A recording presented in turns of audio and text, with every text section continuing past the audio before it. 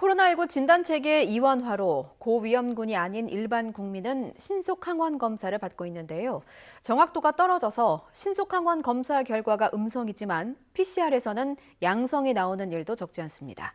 내 돈을 내고 PCR 검사를 시행해서 양성이 나왔다면 검사비를 돌려받을 수 있습니다. 이형원 기자의 보도입니다. 현재 코로나19 고위험군이 아닌 일반 국민은 신속 항원 검사에서 양성일 때만 무료 PCR이 가능한데 문제는 정확도입니다. PCR보다 낮은 정확도에 신속 항원 음성 결과를 받고도 PCR에서는 양성이 나오는 일이 잇따르고 있는 겁니다. 부정확성 우려에 신속 항원 음성 결과에도 자비를 들여 PCR 검사를 진행하는 경우도 있는데 이때 양성이 나온다면 해당 병원에 낸 검사비를 돌려받을 수 있습니다.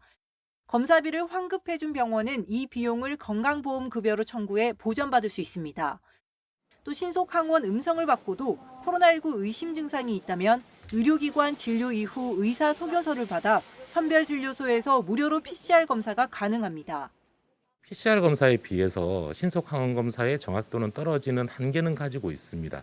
그 정도 한계는 현재와 같은 광범위한 대유행 상황에서는 중증 환자의 조기 발견을 위해서 감수한다는 것이 하루 최대 80만 건까지 가능한 검사 역량을 고려해 고위험군 중심으로 PCR 검사를 진행할 수밖에 없다는 겁니다. 검사 정확도를 고려하면 PCR 검사를 최대한 확대하는 게 좋지만 검사를 수행할 전문 인력과 시설, 장비가 필요해 단기간에 역량을 늘릴 수 없다는 게 방역당국 입장입니다.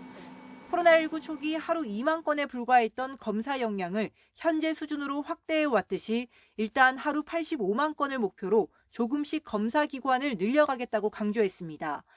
다만 오미크론 변이 확산으로 코로나19 양성률이 올라가면서 PCR의 80%에 달하는 취합 검사 비율이 줄고 있는 것을 변수로 꼽았습니다.